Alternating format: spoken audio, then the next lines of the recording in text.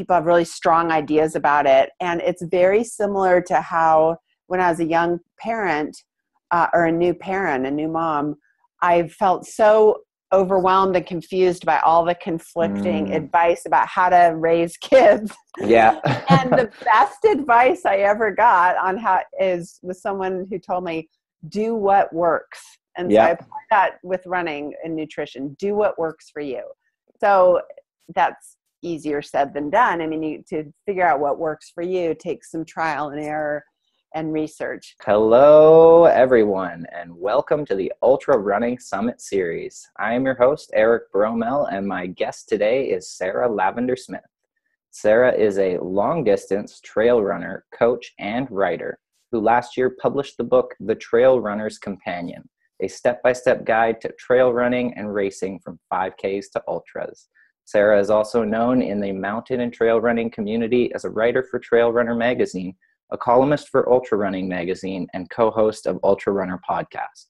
A veteran of more than 80 marathons and ultras, Sarah has raced some of North America's most challenging 100-mile races, including the Western States 100, the Wasatch, and Run Rabbit Run, as well as achieved podium finishes in 3 250K multi-day self-supported stage races. She lives half the year near Oakland, California, and the other half near Telluride, Colorado. She's turning 49 this year, and she's the mother of a daughter and son who are 20 and 17. She also blogs at therunnerstrip.com. Her book covers everything you need to know, from how to transition from road running to trail running and to graduate to ultras, and it's chock full of great stories that capture the spirit and ethos of the sport. So thank you very much for taking the time out of your schedule to meet with me today, Sarah. It's truly an honor and a pleasure to have you here. Hi, Eric. Thank you so much for that introduction. I really appreciate it, and I'm excited to be on your show. Yeah, why don't you tell me, like I said, it's phenomenal to have you here. I'm excited to have you here too. Why don't you tell us first how you started running and what got you involved in the sport? Sure. I often laugh and say that if I got into running, anyone can, because the first half of my life, I hated to run, and I did not consider myself athletic or sporty or a runner. And I got into running exactly half my life ago when I was in my mid-20s and I was in graduate school. And it took getting off the track and just trying running out on my own, out on the roads to really discover it. And what inspired me is I watched a couple of friends finish a marathon, and I knew nothing about running. And I was just really inspired by all the kind of normal looking people who are crossing the finish line. Mm-hmm. And the very next day I laced up my shoes, which were inappropriate running shoes. They're these crazy 1990s era aerobics ankle high shoes. And I jogged 3 miles, which was the farthest I'd ever gone. And I made a goal for myself to go back to that same marathon the following year and try to run the whole thing. And so I did. I took it upon myself to learn the basics of the sport and train myself. And so 1 year later, I ran my first marathon and averaged 9-minute miles. So I broke 4 hours. And wow. I never really stopped since then. It just something clicked. Other than for my 2 pregnancies and 1 year of some injury, I've just fallen in love with it. Yeah, so it just kind of snowballed from there, from the first marathon. That's an incredible story. Yeah. What marathon was it, if you don't mind me asking? Yeah, that was the Napa Valley Marathon in the wine country of California. Oh, beautiful place to run. I've run it a total of 4 times. So that first one was 1995. And then I got my PR there in 2009 when I ran 3:05. And that was, I'm not that fast anymore, but that's quick though. Right on. Yeah. Thank you. So when did you run your first ultra then? What was your graduation process like? Right. So I had a real shift in the early to mid 2000s toward trail running. Mm-hmm. And I like to explain that long before I started really running trails or ultras, I became a student of the sport. So I was, the first decade of my running, I was very serious about road racing and do a lot of 5Ks, 10Ks, and I'd work up to maybe one big city marathon for the year. But I happened to be in this community in the San Francisco Bay Area where there are all these really amazing runners, and a lot of them were going distances I could barely wrap my mind around. And kind of a cool twist of fate is in the North Berkeley area where we bought our first house, I happened to live one block over from the legendary Ann Trayson. Oh, really? Yeah, Ann Trayson, is, as many of your listeners may know, but maybe some don't know, she's the all-time top female ultra runner. And she was 14-time winner of Western States 100. A lot of her records from the 80s and 90s still stand. Yeah, so she's here incredible. I'm this newbie runner and new mom living in this neighborhood. I see this woman that should run by my block. And I grew more and more interested. And I asked one, who is that? And I kind of stalked her and found out about her. And I would be doing this out and back 4-mile paved run. And I'd find out she was running through our regional park district's green belt 25 miles out and back as a training run. This is back in the mid to late 90s when she would win Western States and then win the Comrades Ultramarathon South Africa only 2 weeks apart. So she was really at a prime. So I found out about the sport and about Western States by learning about her. And I did, I'm a journalist and a writer, so I did an article on her for a local publication. And then I became friends with a group in the early 2000s that were getting into trail and ultras. And I started trail running or trail racing shorter races. So I started venturing more into our regional park district and running. We have a wonderful big mountain in the suburbs here called Mount Diablo. And I would run a little bit on that. And I did my first ever trail half marathon, and I think in 2003, and I won it. I was like, whoa, I love this. Cool. So, and something just clicked. And then that sparked the desire to go all the way to the summit of this mountain, which is about 3,500 feet. Whoa, yeah. That's a lot of vert. And so that's the opening of my book. The introduction describes that experience of my first trail marathon and how mind-blowingly different it was than a road marathon. Because here I am, a road marathoner, trying to qualify for Boston under the men's time for my age group, like go sub 3:10. I feel like I'm fast on roads. And this was the hardest thing I'd ever done. So, being a sub 3.5 hour road marathoner, I go out to do this trail marathon and it takes me well over 5 hours, and I almost die, but I also have the best time of my life. So a real shot to the ego, right? Yeah. So that wasn't an ultra, but I think there's such a dramatic difference between a road marathon and a trail marathon, that stepping stone of experiencing a trail marathon, I think, is an important stepping stone before you add on the 5 miles and try a 50K. Even though 50K is considered an ultra, trail marathon's considered a marathon, there's still a trail marathon's a really a big deal. So I did that. I did some other trail marathons, and my first real 50K was in 2005. And then I did a whole bunch of 50Ks, and I graduated pretty gradually before I did my first 50 miler and graduated from there. Yeah, wow. Okay. It seems like you did have, anyway, a shorter progression than I'm aiming for. I'm laddering up quickly to the 100-mile event if I can, barring some major injury. But yeah, I'm doing 50K this year is the distance I'm really focusing on. But it's really interesting to hear you talk about how there's such a radical difference between running, say, a 26-mile mountain marathon and a 30-mile or 50K mountain marathon. It might be the same course, but there's definitely something different about that extra 4 miles that they tack on.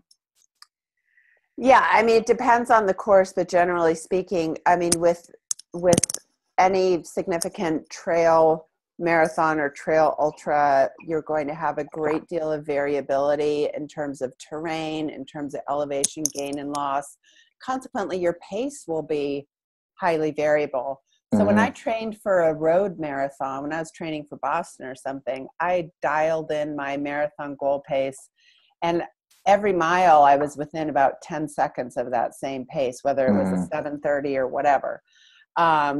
When I do a trail race, I might be bombing down the downhills at a 7-minute pace, but I might be hiking the uphills at 17 minutes per mile. Yeah, exactly. There's that polarity. People really need to get comfortable with that shifting different paces and doing whatever is most efficient for the segment of trail that you're on. Yeah, efficiency is definitely key. And you talk about that a lot in your book. Maybe let's talk about your book, The Trail Runner's Companion. I'd love to. Why did you write it, and who is the book for, and sort of what, maybe you can, for my listeners anyway, give us a synopsis.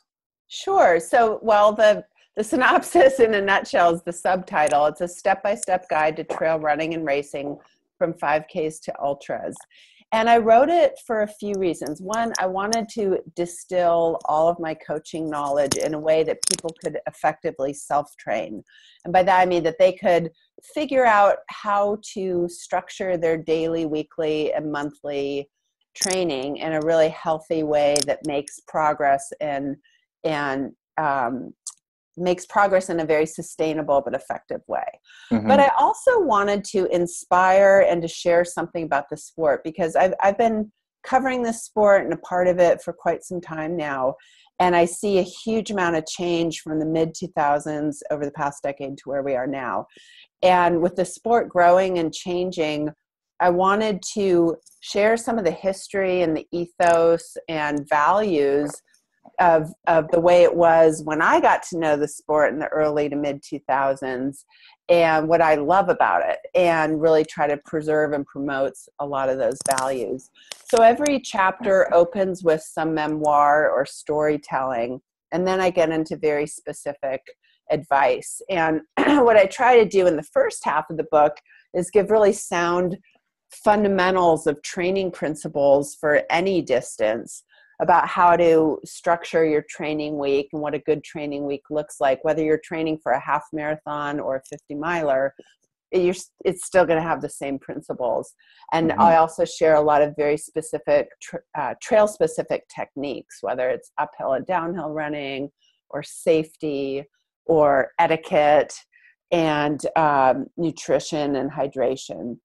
Then I get into how to race effectively at any distance, which means like how to prepare for the race, how to set appropriate goals, how to get to the start line stress-free and as prepared as possible. And then I shift to graduating to ultras. And so then the last half of the book is all about what's different about ultras and how do you need to adapt those fundamentals for ultra distances. Right. What I liked about reading your book was it's not so much a cut and dry training plan that you can just tack up on your fridge. It's sort of like an instructional manual, I guess, for building someone to build and outline their own training guide, which is, I thought, a much, much, much more effective way to go about explaining things like nutrition and how much mileage in a week and stuff like that, because everyone's life has different requirements, right? And I mean, you'll find one chapter in there that has a sample week in terms of pretty specific guidelines for, this is what I think a peak week for an average runner training for a 100-miler, what a really challenging week should look like. And I go into detail about the mileage and the conditioning. But I do it with the caveat, like everybody's different. And so what you won't find in my book, you won't find any training grids or mileage grids, because I really don't believe in those. I mean, when you download a training plan, a 12 to 20 week training plan from the internet, or you look at some of these other books that have these grids, on any given day, that kind of one size fits none or cookie cutter plan is not going to be right for you. It's either going to be too hard or not hard enough. Mm-hmm. And so what I want people to understand is, what are you striving for in a training week? And some of my key principles, just to highlight a couple, I really believe in structuring a week around 3 key runs. Those are your higher intensity, high quality, hard runs. And so one of those is some form of speed work. One of those is some kind of hill work, and generally a little longer in duration than your typical weekday run. And then your third key run of the week is your longer run, when you really develop endurance and it's more depleting. So those are your 3 hard days, and everything around that, all the running around that, should be more deliberately easy. And then you layer in conditioning around it. But I like to tell my clients, make your easy days easy and your hard days hard, and get out of the gray zone of medium effort training, and really understand the purpose of every run or every workout before you start it, so that your easy days are deliberately easy. It's like, okay, today's the day I'm going to run at a conversational pace with my friends, Yeah. That's your plan. And so knowing the plan before you go out of what you're trying to achieve that day. In setting the intention too, I find is very helpful with sticking to the plan. Like when I'm lacing up my shoes, I will literally say to myself, like, out loud, this is an easy day, Eric. Yeah. Don't run as hard as you can. Don't tack on an extra 2 miles at the end. Like, there's a process of making that affirmation statement and then sticking to it, right? Yeah. And so that's one way my book is different, is not having those training plans, but being more descriptive for people to figure out how to do it on their own. Yeah, because every body's different, right? And even if we can talk about nutrition specifically for a second, because I think nutrition is one of the ways that people have such huge variances. I mean, what's healthy for one person to eat is not for another. So it's one way that I think building a training plan that's one size fits all is not effective at all, because you have people that have dietary restrictions, dietary choices. And I think that nutrition is just one of the most complicated and interesting parts of being a human, because why don't you tell me what would you say are like some staples or some essentials for nutrition? Maybe caloric intake and food types. So let me give the disclaimer. I'm not a sports nutritionist, but I have worked with one, and I do have a chapter that goes into a lot of detail about nutrition in my book. But I preface it by saying I compare, I talk about how controversial nutrition can be and how people have really strong ideas about it. And it's very similar to how, when I was a young parent or a new mom, I felt so overwhelmed and confused by all the conflicting advice about how to raise kids. Yeah. And the best advice I ever got on was someone who told me, do what works. And so I apply that with running and nutrition. Do what works for you. So that's easier said than done. I mean, to figure out what works for you takes some trial and error and research. But with that said, I'd say we're talking about 2 things. One is just general good nutrition outside of running. And then the other thing is how to eat right before, during, and after your run or your workout. So when we talk more generally about just how to eat in a healthy way, I give guidelines for that in my book. I have some personal beliefs. I am someone who's very moderate. I'm an omnivore, although I try to reduce meat intake more for environmental and ethical reasons, but I'm not a strict vegetarian. But I do, I try to eat with having some good quality protein as the focus of every meal, and good quality fats and really healthy carbs. So I try to have vegetables at every meal, including breakfast, like sauteed greens or something.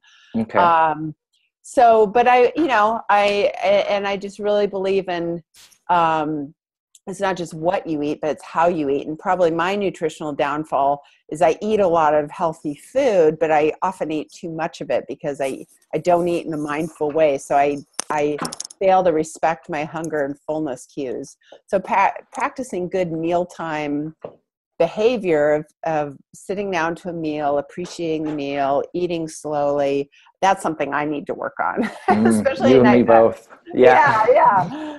So that's just general nutrition advice. It's not rocket science. But then in terms of eating before and during a run, that is highly, highly variable. It has everything to do with what type of run it is or what type of race it is, what time of day. So it's really hard to get specific, but I'll tell you, I'll just throw out some general advice. For example, if I'm a morning runner, I generally believe I don't eat before the run unless I know the run's going to be longer and harder than about 90 minutes. Yeah. So if you're the type of runner that gets out on a weekday before work and goes running, you really don't need to eat before that run because chances are you have enough glycogen, which is stored carbohydrate in your muscles to last at least 90 minutes for that run. And the problem with eating right before you run is then the blood that should be flowing to your working muscles is diverted to your gut to digest foods, either like you're having a stomach ache or you're having diarrhea or whatever. So I generally only eat breakfast before a run if the run is extra long or hard, and then I leave time for it to digest. I generally only refuel during a run or a race if it's getting over the 2-hour range. Same here. Yeah. Yeah. And then I really believe in healthy eating right after a run. I know a lot of ultra runners and marathoners too. They make the pitfall that they think, oh, I just ran for 3 hours. I burned, think of all the calories I burned for 3 hours. Gosh, that's like you burn around 600 calories an hour. And then I maybe even burned up to 2,000 calories. I can eat whatever I want. Yeah. And then they gorge themselves on lunch or dinner. Yeah. The problem with that is a couple things. One is if you have refueled adequately during your run, then you aren't that calorie depleted. And you should eat healthy after your run and eat slowly. And certainly you want to feed your body, but it's not an excuse to have an entire pizza and 3 beers. Yeah. Sadly, I'm really sorry to break the news to people about that. I don't know. I feel like I'm going all over the map here. We could talk forever about nutrition, but I'm just throwing out some things. But, if you have specific questions, I'm happy to try to go into it more. I was just going to comment on the fact that like at ultra races and at ultra running events and even short distance trail races, it's difficult to practice the eating in moderation. Because there's so many great things they put available at aid stations too. So that's always my downfall is like mid-race, I'll just be like, oh, M&Ms. I love M&Ms. And that's, if it looks good and if it seems right to you, then that's good. You go ahead and have some. My one piece of basic advice I have for my clients is nibble and sip. Don't gulp and take giant bites. Right. So if you're moving through an aid station and you grab a handful of M&Ms and you refill your water bottle or you get a big thing of Coke, nibble on some of the M&Ms, wash it down with Coke or water, but don't put a ton of stuff in your stomach all at once. It's like if you have a bar, have a bite or two of the bar and then have a bite or two more 20 or 30 minutes later. It's much easier to digest that way. Yeah, you can always just fold it up, put it in the little packet and just take it with you. So for aid station fare, like I am not crazy about aid station fare. Like I personally don't like the junk food, but sugar works for a lot of people. So I'm getting my simple sugars from gels. So I like gels, maybe some of the waffle products like Goose, Stroop Waffle or Honey Stinger Waffle. Yeah, those are good. Those are easily digestible. So I carry the calories on me that I want for most of the time in the form of simple sugars that are easy to carry. So I only take aid station food for longer ultras when I'm, we're getting over 4 to 5 hours. It's starting to be like lunchtime. Then I'll get some of the more substantial aid station fare. Okay. Like one of my favorite things, it's funny, they never offer this as an option. It's something I kind of put together myself, is if I see that they have peanut butter and jelly and I see that they have bananas, I say, hey, can you get your jar of peanut butter for me? And I take a hunk of banana and I put a spoonful of peanut butter on the banana. Because for me, there's nothing better than banana and peanut butter. Same. A nice mix of carbohydrate, protein, and fat, and it goes down easily. So we all figure out what works for us. And a banana is so much better than bread too, right? I'd rather have a banana and peanut butter than... Yeah, I mean, I've volunteered at so many aid stations, and so I know like the quality of bread and food is usually really cheap. Yeah. The hygiene preparing it is not that great. Seriously. So I love aid stations. I love soda. So my treat when I get to an aid station, the second half of an ultra, is I enjoy ginger ale or Coke. Right on. Yeah. Yeah, I'm ginger ale too. That's my favorite soda. Yeah. So then other than moving away from nutrition and food, other than food and the right shoes and maybe the right clothing, what are your essentials to have in your pack on race day? And how do you choose those essentials too? Okay. So, and you want to talk about race day? Because I go as light as, I'll tell you the difference. It's a huge difference for me. Okay. I go as light as possible on race day. And then on a regular training run, I'm heavily loaded. Okay. Safety. So I'll tell you, on race day, I try to go as light as possible and make use of the aid stations. So let's see what I would have that they wouldn't have at aid stations. I always carry a small tube of lube. And maybe, if it's longer than a 50K, I'll also carry a small tube of sunscreen, but otherwise I'll just put on a lot of sunscreen at the start of the race. Right. Okay. But yeah, tube of lube. The calories that I want, so the 4 or 5 gels that I want that they might not offer at the aid station. I print out a small course map if it's a race I haven't done before and the course is confusing. And then I print out and laminate, or I put in a small baggie, a list of the aid station locations with the mileage and my goal time splits. Okay, cool.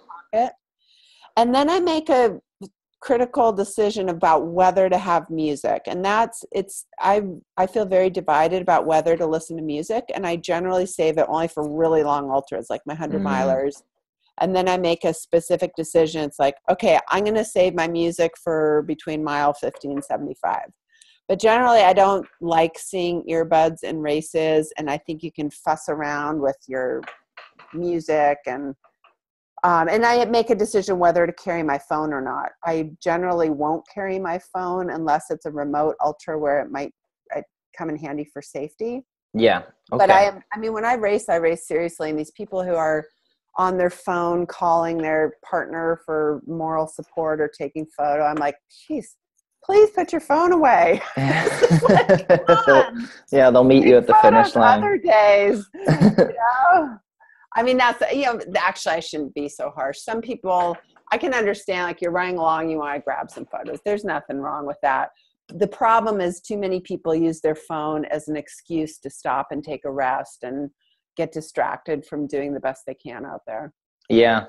I am glad you brought up the music thing, to be honest, because that's an issue that people are really divided on, especially just runners and cyclists. There's an element of safety to it, and there's an element of boredom that kind of comes into play. So everyone has their own reason for choosing their side of the fence on that issue. So I should say whenever I listen to music or a podcast, I always just have one earbud in. So I'm only listening to it in one ear. So I keep one ear open for other trail users. which is really important, especially with a lot of the trails around here where I run. We share the trail with mountain bikers, and so it's important to keep your ears out for them. Yeah, people who run along with their speaker playing music, I think that's really rude and detracts from the experience of being out in nature. And I think, too many people feel like they have to be entertained and have to be happy and have to be connected and on Facebook while they run. And to me, that's really against the ethos of trail running. I mean, you should get used to being out in nature by yourself and get comfortable with that and look around. And if you want to be 100-miler runner someday, you better get used to a lot of quiet miles on your own.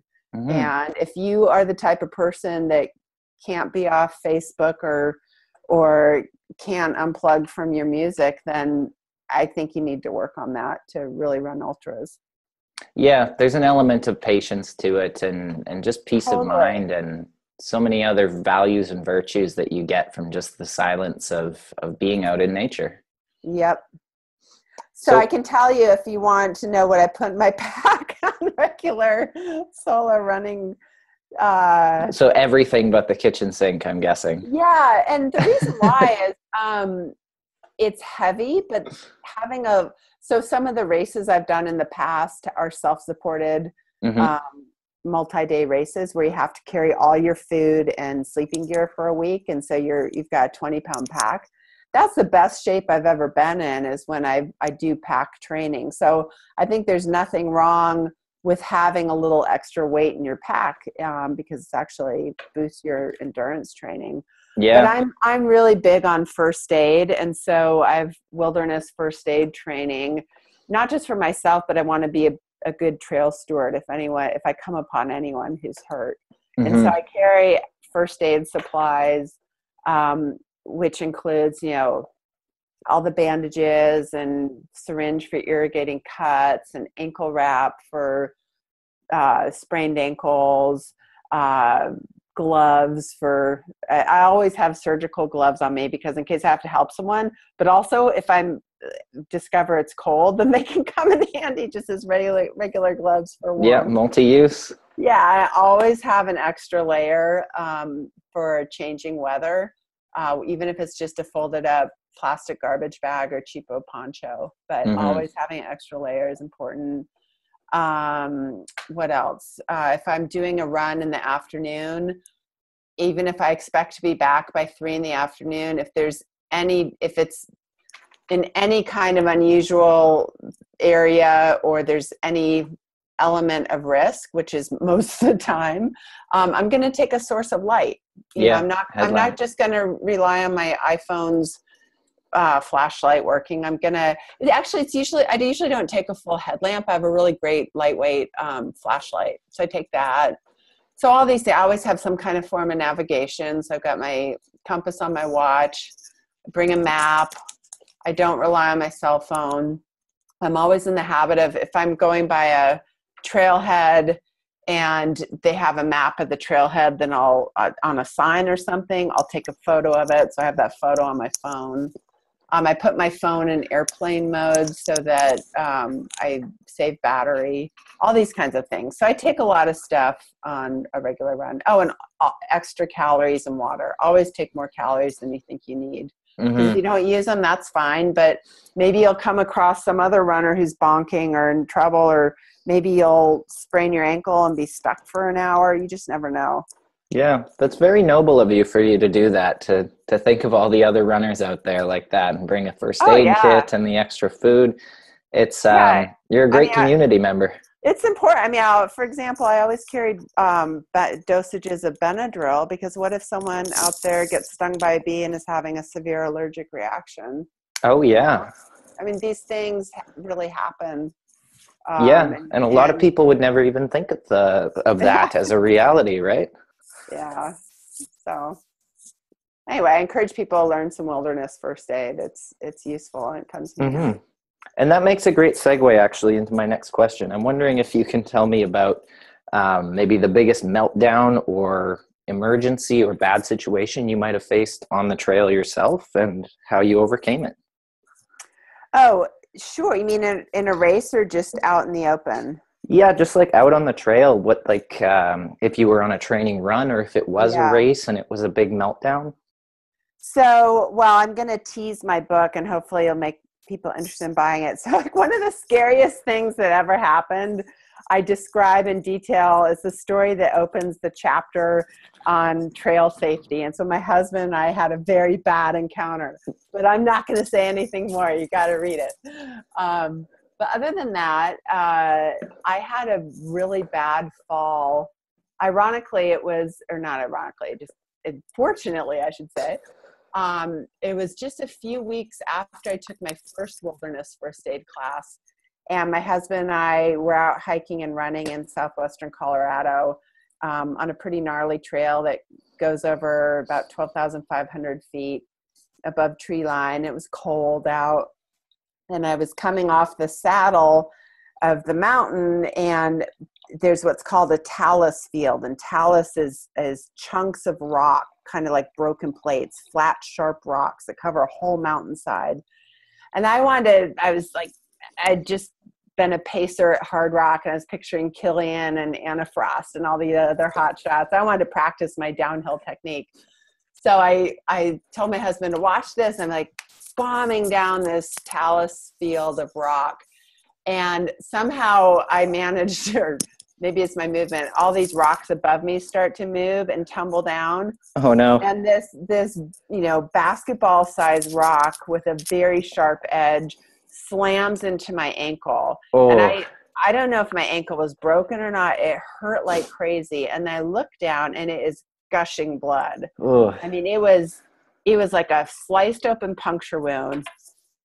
And I remember thinking, oh, I get to use my first aid kit. I was so excited. Stuff on me. And so I knew what to do. I'm like, okay, I elevated it, but thank God, this thing was spurting and gushing blood. So it was really hard to stop the bleeding. It was a good thing we had all the bandages.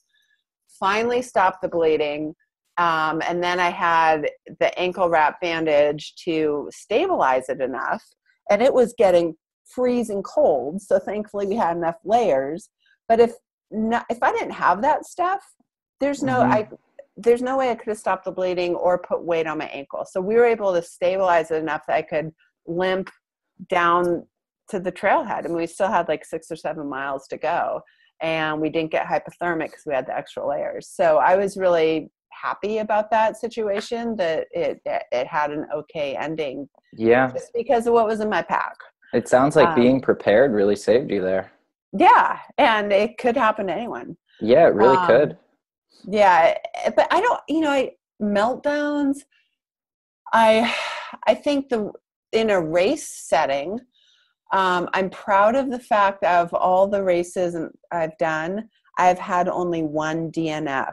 Wow. That's phenomenal. Only once I've dropped out. And so that would be my meltdown. And it was halfway through the Gorge 100K in 2015. And that's a big out and back course. And this is in the part of Oregon. Really beautiful. Okay. And I won't go into all the details, but I spent a lot of time analyzing why I DNF'd and what went wrong. And basically I was having a crappy day. I didn't feel good. And I dropped at the halfway point, and I regretted everything about that. And so one of the main things that went wrong is I should never have lined up at that race. I felt highly ambivalent at the start line. And the reason I felt highly ambivalent is I just raced 100K like 5 weeks earlier, the Tarawera 100K in New Zealand. Mm-hmm. Okay. But I felt like I had this other race on the calendar. I didn't want to miss it. We planned a trip around it. But I was tired. I didn't want to be racing. Mm-hmm. And so I realized in hindsight, like, ambivalence is bad. It's better to DNS, which means do not start, than DNF, which is to quit and did not finish. Mm-hmm. So that was my meltdown. That was a good learning experience. And I tell you, when you are tired and feeling crappy during an ultra, which you inevitably will, because that's part of the process. But if you're just like really tired and you decide to drop out because it's not fun anymore, then I can almost guarantee you that you will regret it. Like Mm-hmm. dropping out because you're tired or it's not fun, that's the worst reason to drop out, because it's not really a legitimate reason to drop out. I Mm-hmm. mean, you should drop out only if something's really going wrong, because part of running ultras is going through those low points and experiencing those moments of fatigue and like, this kind of sucks. Mm-hmm. Then you keep going. That's what it's all about. Yeah, so, you push past a wall when you feel like giving up. having had that one experience where I dropped out and felt bad about it afterward and realized I probably shouldn't have raced it in the first place. That was a really good experience. I vowed never to have it happen again. Mm. Yeah, it's over in an instant too when you make that decision to back out too. Like it could be months of building up to it, but it's over in a matter of seconds as soon as you say you're out. How do you feel like, or what techniques would you say you use to channel that reserve energy when you do feel like there's a wall, or there's like there's no physical reason you shouldn't be able to complete a race, let's say, but mentally maybe your mind isn't fully engaged? What sort of tips and tricks do you use for yourself to channel whatever energy you have in reserve in your body? So usually when we're feeling strong feelings like that or feeling badly, we're having an emotional response. And so we're feeling like, I'm feeling moody or emotional, or just kind of exaggerated anxiety or whatever.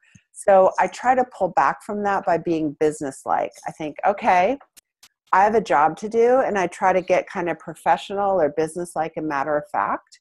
And it's sort of a way of practicing acceptance and mindfulness. It's like, all right, I'm experiencing these feelings and they're here, but I'm just going to move through them. And so I get very matter of fact about it.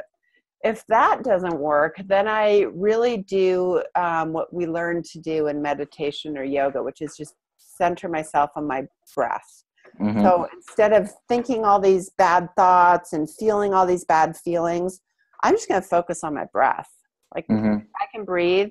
And we have a rhythm when we breathe and run. And so I think about, I count the inhalations with my foot strikes and exhalations, and I just focus on breathing.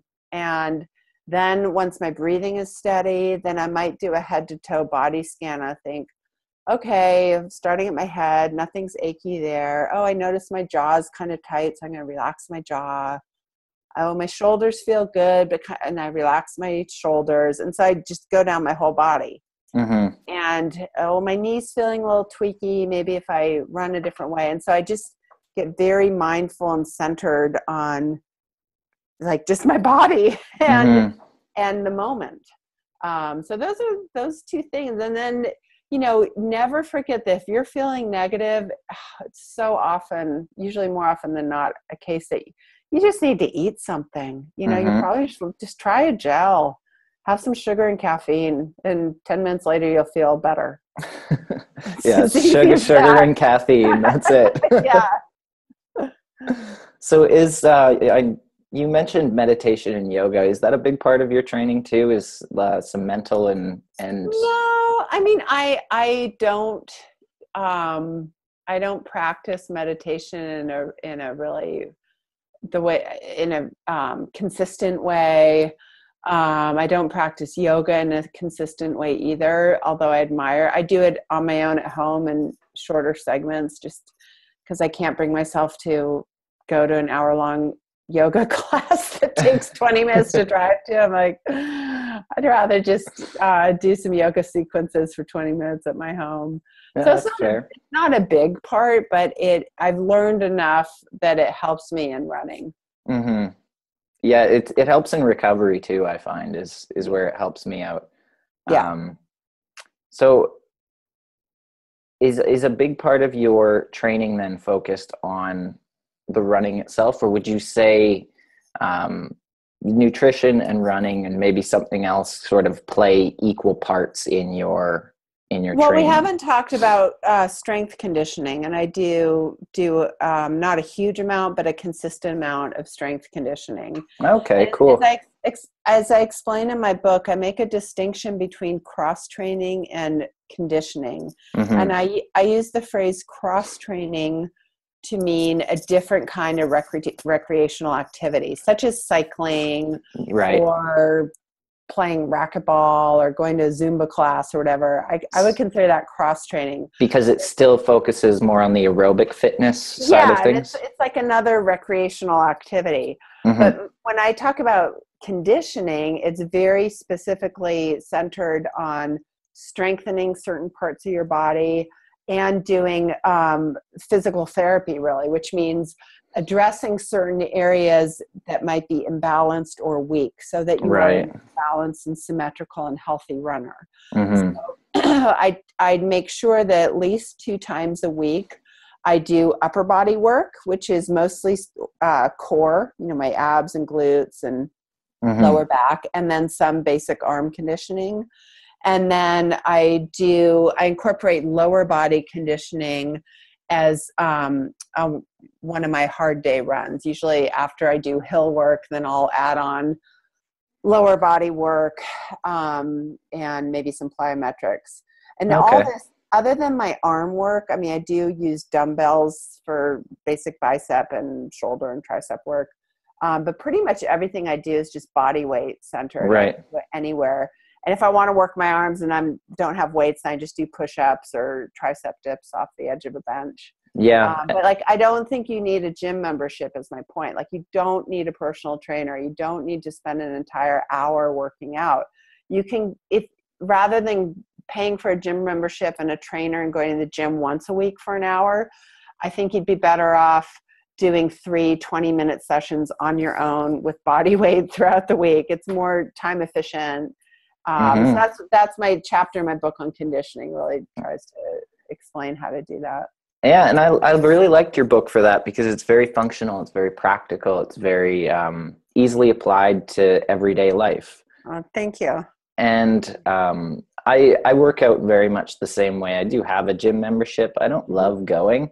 It's one of those things that I do in hopes that it will make me a better runner. But I think realistically, if someone wants to be a runner, the thing to do is to run. Yeah. The gym is just kind of like another thing to get caught up in. Although, the gym so I've had gym memberships off and on. I like the gym. Well, we had a gym membership when our kids were younger, so they could use the pool. And, if you can get a run out, go run around, or even run on the treadmill if the weather's bad as a warm up before you do your strength conditioning at the gym, that's great. I also, this past summer, I would do a weekly boot camp type of thing, just because it was fun and it felt good. Right. So that was 45 minutes or an hour, but it kind of was a good head to toe workout. But I would do a 3 to 4 mile run on my own before it, just an easy pace run as a warm up. So it was a good combination. And it's just important too to enjoy those things, right? Like you said with your boot camp, it was fun and fun socially, but it wasn't it wasn't a chore. And that's the mindset I like to cultivate with my running too, is just, as long as I'm enjoying it, I can set however many goals and races and everything else for myself, but as long as I'm still enjoying it, might as well keep doing it, right? Yeah. Yep. Are you a very habitual person?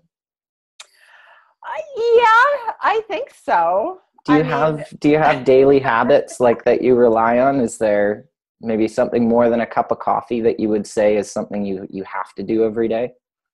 I'm very good about using a running log. So I have all my running logs from the past 20 years. And even now I use an online training log. A lot of people are on Strava, but I happen to use, as a coach and an athlete, I like Training Peaks.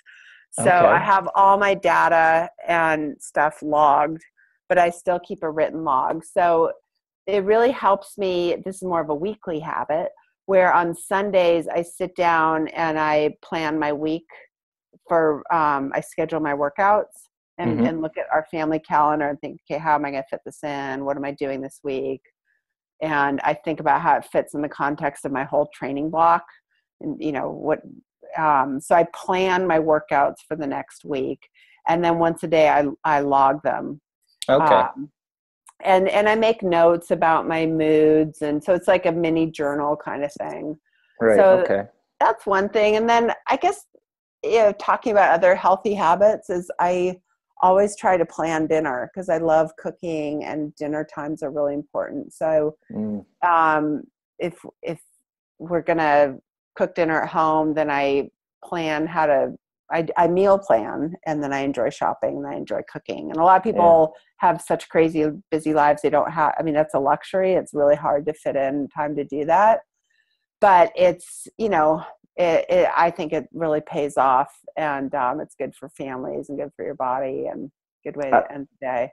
Yeah, I couldn't agree more. I've taken a step back sort of from the corporate world, and one of the things that I love about having back in my control is my ability to cook and make food and cook in my own kitchen comfortably. So it is a luxury. You're right. Yeah. So I can't think of anything else. Are you a cup of coffee or do you drink tea? I drink both. I drink coffee in the morning, but I drink tea later at night. Okay, cool. Yeah. Yeah, I'm fairly habitual, I guess. I have my habits that I go to every day, but that's more just for my own sanity and state of mind.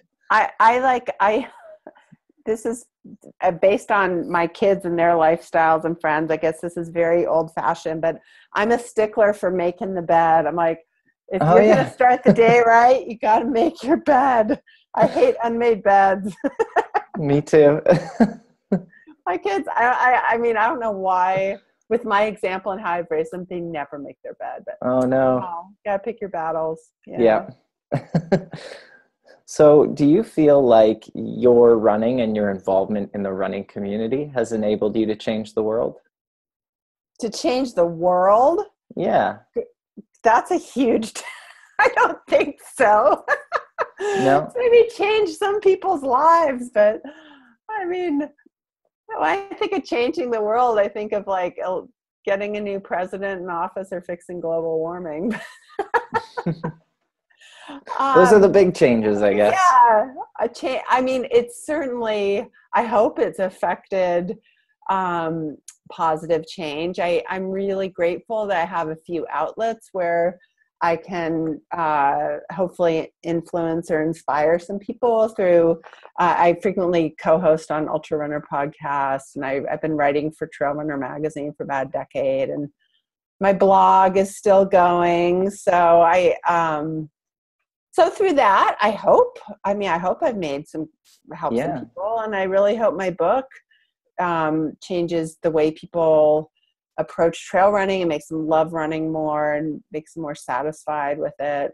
So I don't know if I've that's a hard question to answer. You're definitely putting some positive content out in the outdoor and ultra running in media industry. So kudos to you for that. Thank you. I hope it's entertaining, at least. You say, thinking back to what you said about other books being like an instructional manual. I mean, one goal I have for my book is I did not want it to be boring. I wanted it to be a good read so that it didn't feel like homework. Yeah. You get, there are all these I used to work for a publisher a decade ago and we did a lot of self-help books, and I think, God, I have to read this, or these self-help psychology books. And it just felt like homework. I didn't want it to feel that way. Yeah, like you want to better yourself, but it's just like, oh my God, I have to read this 700-page, like small font. Do this workbook and log my moods. So your book is available on Amazon. Is that correct? Yeah. I'll link my listeners to the Amazon page Thank you. once I send out the interviews. And if anyone's listening, the book is called The Trail Runner's Companion, a step-by-step guide for transitioning from trail running to racing, from 5Ks to ultras. And Sarah, what's the best way to get a hold of you on social medias? What sort of streams do you prefer? So I have a personal Facebook page and a Facebook page for my blog called The Runner's Trip. So people can find me on Facebook through my full name, Sarah Lavender Smith, or my blog, The Runner's Trip. And then on Twitter and Instagram, I'm at Sarah Running. At Sarah Running. Okay. And then Yeah, you also have coaching services available at saralavendersmith.com. Is that that's correct? right. That's my professional page. Yeah, thank you. Right on. Well, thank you very much for taking the time out of your schedule to meet with me today, Sarah. It's been a treat and an honor to talk to you. Oh, that's the hour flew by. I must have really been rambling.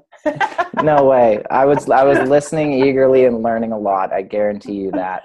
Okay, well, thank you, Eric. I really appreciate it. One question that I want to kind of end off with you is just what's next for you in 2018? What are you planning? What are you training for? Oh, sure. Well, right now I'm building. So I did a big ultra on New Year's Eve, which was a 24-hour. So I got up to 115 miles on that, and then I got the flu. So Oh no. I'm just feel now like I'm getting back to being healthy and fully recovered from that. And my first big race coming up that I care about is called the Canyons 100K in Northern California. And this is a race I'm really looking forward to because it's on the Western States Trail, and I don't get to run up there very much anymore. So this is a chance to get back on the Western States Trail. Very So cool. yeah, and I'll have a couple of shorter practice races leading up to that. And then right after the Canyons 100K, we moved to Colorado. And then I have two big races in the San Juan Mountains of Colorado that I'm really excited and also intimidated by. The first is called the San Juan Solstice 50, and it's it's near Silverton, and it's Okay. over 12,000 feet of elevation gain at high altitude. It's a really challenging course.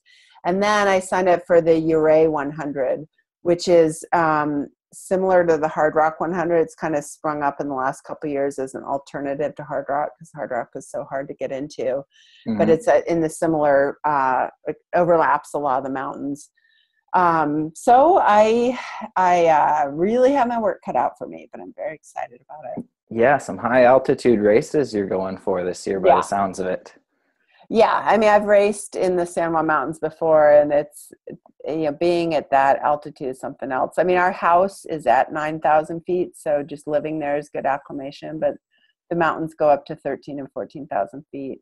So it's pretty challenging in a lot of ways. Oh my gosh, yes. I can't even imagine. Like Vancouver's right at sea level. So when I do like an Yeah. altitude run, it's like I go up 1,200 feet or 1,500 feet. And Yeah.